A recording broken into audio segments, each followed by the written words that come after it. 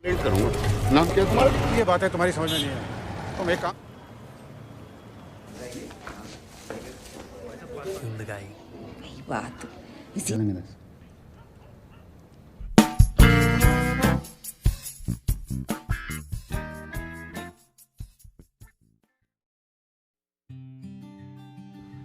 Di awal film kita diperlihatkan seorang supir bajai bernama Amal.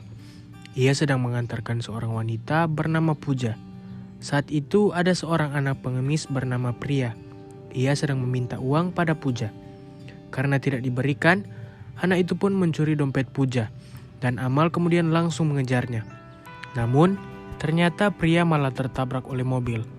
Saat di rumah sakit, Amal menceritakan kronologi kejadiannya pada polisi. Keesokannya, sang dokter menemui Amal dan berkata bahwa Pria harus dirawat di rumah sakit dan membutuhkan orang untuk membayar biaya rumah sakit. Tanpa pikir panjang, Amal mengiyakan perkataan dokter itu. Scene kemudian berpindah pada Amal dan Raju teman supir bajainya.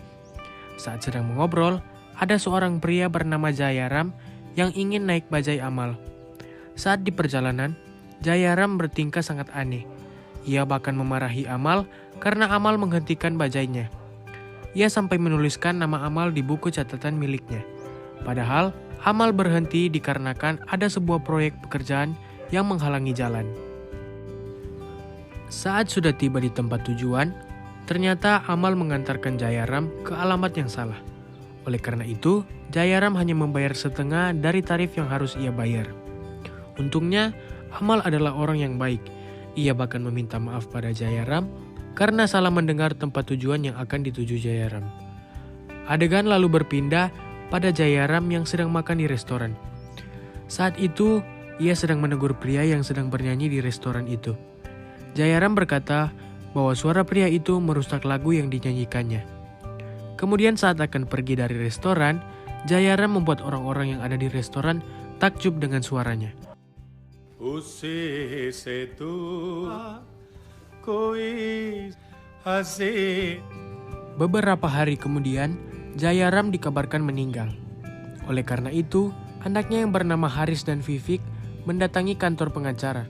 Sang pengacara berkata bahwa surat wasiat Jayaram akan dibacakan 30 hari setelah Jayaram meninggal. Namun anaknya Jayaram berkata bahwa 30 hari sangatlah terlalu lama.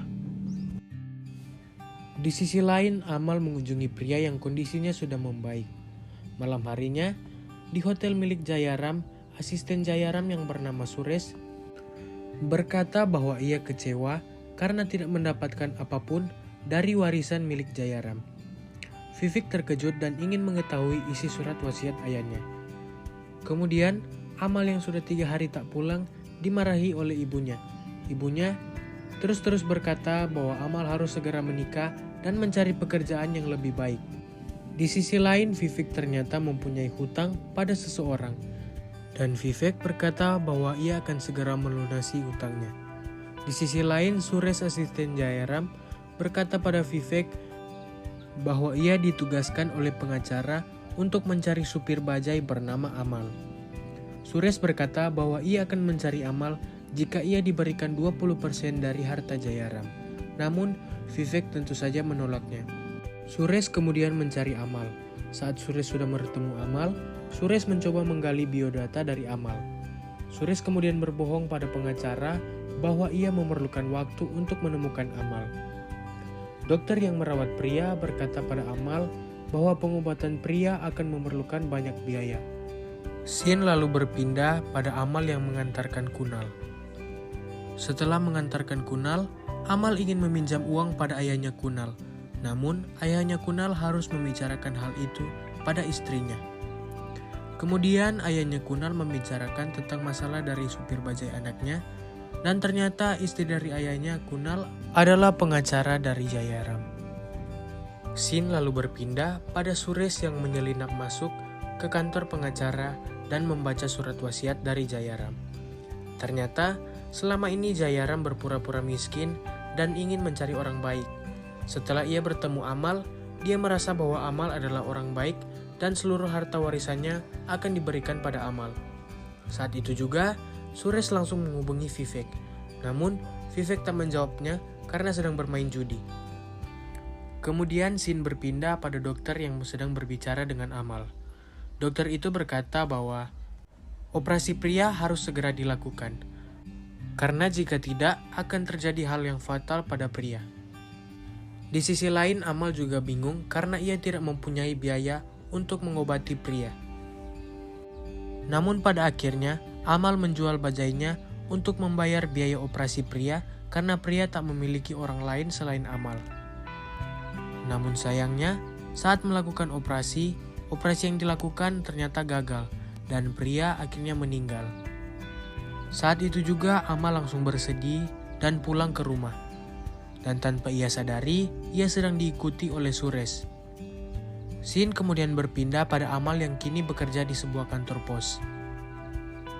Karena sudah tidak mempunyai bajai, Amal kemudian bekerja di sebuah kantor pos.